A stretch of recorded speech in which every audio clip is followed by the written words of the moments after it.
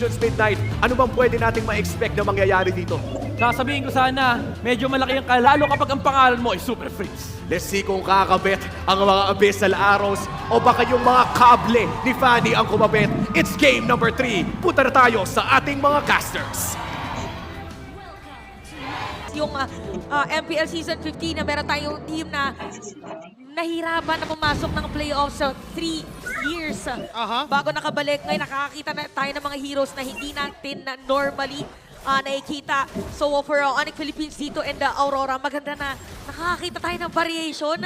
Maganda na game number 1, game number 2, palitan agad. At saka kung sino nanalo na game number 1, para sila yung Cup dito, by the way, from Demon Kite, knowing na ang katapat niya ay friend rin ni King Kong. So, matangki yung heroes na kalaban niya. Therefore, yung damage ay panggagalingan ng isang Fanny ay galing doon. for Renny maganda dito na meron siyang gamit na Jowhead. So may kita natin ngayon nakapwesto ang side ng Onyx Grand Defender. Airstrike! Aray! Ejector Play na ginawa, nakatakas si Kirk, pero tumalo na rin kagad si Brusco.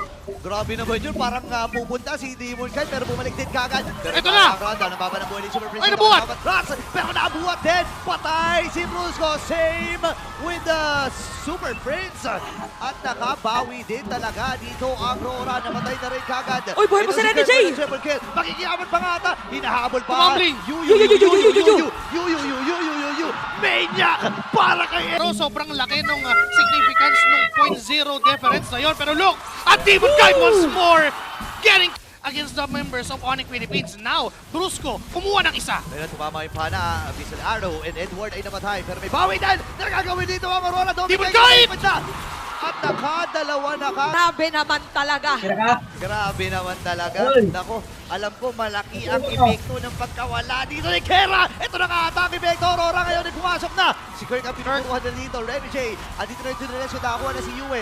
Hahabulin nila si King Kong. Hindi na nga muna kasi hawak din. Bracket ngayon naman, diretso na agad. okay, Upper no? bracket na padulo. Ayan, tama. Pero mas nakagawin na. Uy! Ito na nga, ibabalibag na nga agad dito. Itong si Renny J. makaka-flicker. Nakatakas siya. Inabot! Pero hindi pala makakatakas dahil nabagsakan dito ni King Kong.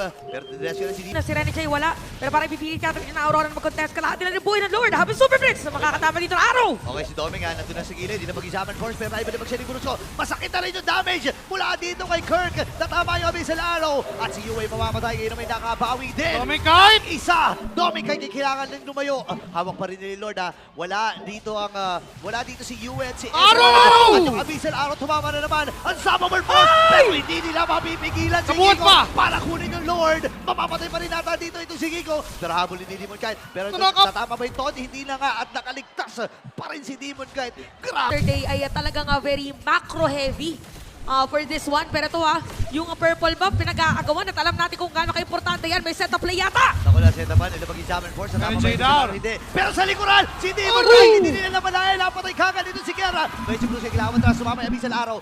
Binibait lang nila at kailangan ma-reveal kung saan nakapwesto. Take note, na split push si Kelra dahil kasama siya sa team fight at na-reveal na rin. Uy! Kung saan siya nakapunta, tinatama ng mga araw dito at nare-reveal kung saan nakapwesto. Ang dami naman talaga tumatama. Pero natama na ni Kiko para makuha yung Lord. Atras ba dito ang Onyx Philippines? Hindi. Lalaban Pinalaban yata! ng Aurora. Ando sa likod si Super Prince. Nakakuha na si Kirk lang isa. Kaya kailangan matras sa Aurora kasi dire-diretso na ang pamilya para ubusin Yue! ang Aurora. Si Yue na lang ang natitira at kailangan na umista po. Tinamaan pa namin sila araw kay si Super Prince. Inaantay lang niya ang pagkakataon. Alam niya na wala pang wings by wings ito. Brusco. Papasok din flicker! yung flicker. Pero naipalibag with the Tsunami Slam and wipe out para sa Super Fam. At nadiretsoin pa nga nila yung bottom lane. Hindi na yata kailangan natayin yung Lord para tatapusin na nila. Tatapusin na talaga ng Onyx ito at sila ay match point na.